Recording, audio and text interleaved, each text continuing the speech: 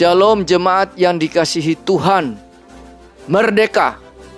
Hari ini adalah hari yang ke-22 dari masa 31 hari nilai iman yang dihidupi oleh tokoh pahlawan nasional Kristen Indonesia, yaitu tokoh pahlawan nasional asal Sulawesi Utara, sebagai putra Manado yang berjuang untuk kemerdekaan Indonesia. Beliau lahir di Tondano, Sulawesi Utara 5 November 1890. Tokoh multidimensional ini terkenal dengan filsafatnya Sitou Timou Tumou Tou, dan juga sebagai gubernur Sulawesi Utara pertama saat Presiden Soekarno. Siapakah dia? Dia adalah Dr. Gerungan Saul Samuel Jacob Ratulangi, atau lebih dikenal dengan nama Sam Ratulangi.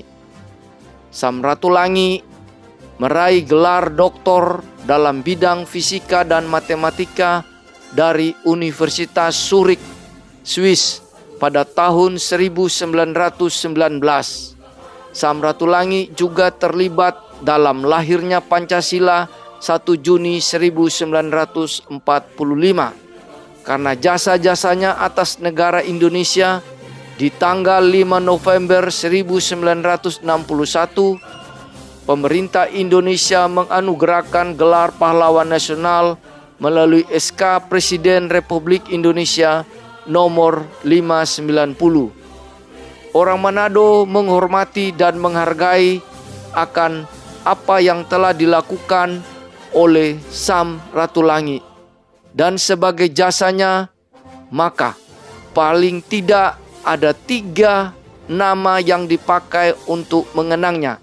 Antara lain, Bandar Udara Internasional Manado dikenal dengan nama Bandar Udara Sam Ratulangi. Universitas Negeri Manado yaitu Universitas Sam Ratulangi. Jalan terlebar di Manado yaitu Jalan Sam Ratulangi. Setiap orang yang pernah mendarat di Bandar Udara Sam Ratulangi pasti melihat tulisan yang besar, yaitu Sitou Timou Tumou Tou, yang artinya manusia baru dapat disebut sebagai manusia jika sudah dapat memanusiakan manusia. Terjemahan bebas orang Manado yaitu manusia hidup harus menghidupkan manusia lain.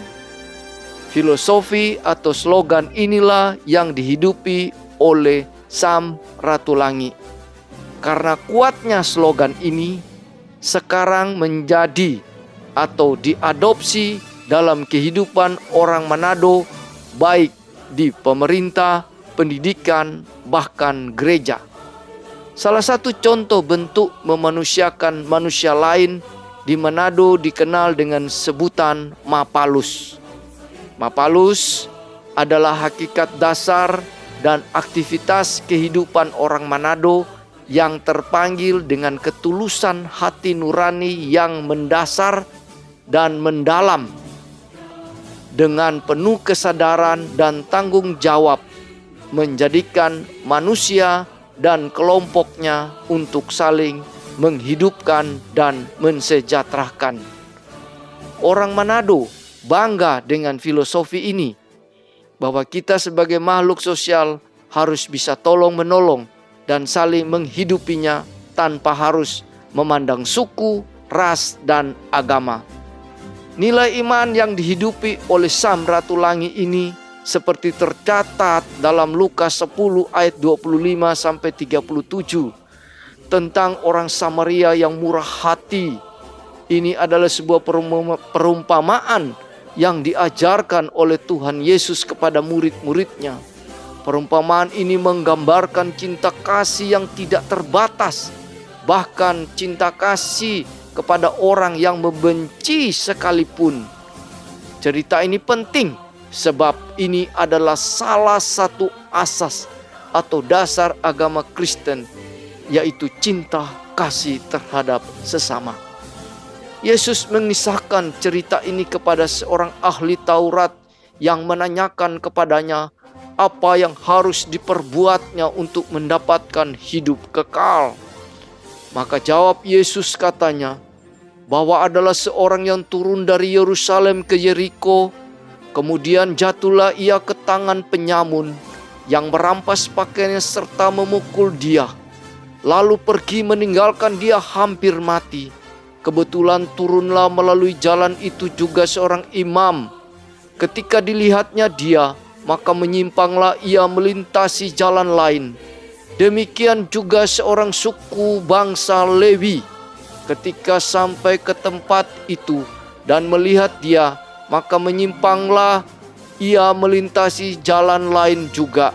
Tetapi seorang Samaria yang sedang berjalan mendekat ke tempat itu, ia melihat dan tergeraklah hatinya oleh belas kasihan. Lalu ia menghampiri dia serta membebatkan lukanya sambil menuang minyak dan air anggur ke atasnya.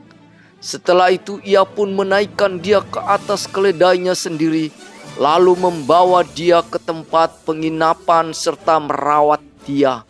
Pada keesokan harinya dikeluarkannya 2 dinar, diberikannya kepada tuan rumah penginapan itu sambil berkata, "Rawatlah dia, dan jika yang engkau belanjakan lebih daripada itu, aku akan menggantinya apabila aku datang kembali." Kita harus saling tolong-menolong dan menghidupkan manusia lain. Bahwa kita bukan hanya sekedar hidup, tapi harus hidup memiliki makna dan tujuan hidup yang berguna. Apa yang kita lakukan terhadap sesama adalah seperti melakukannya kepada Tuhan. Matius 25 ayat 40 mencatat, "Aku berkata kepadamu, sesungguhnya segala sesuatu yang kamu lakukan untuk salah seorang dari saudaraku yang paling hina ini, kamu telah melakukannya untuk aku."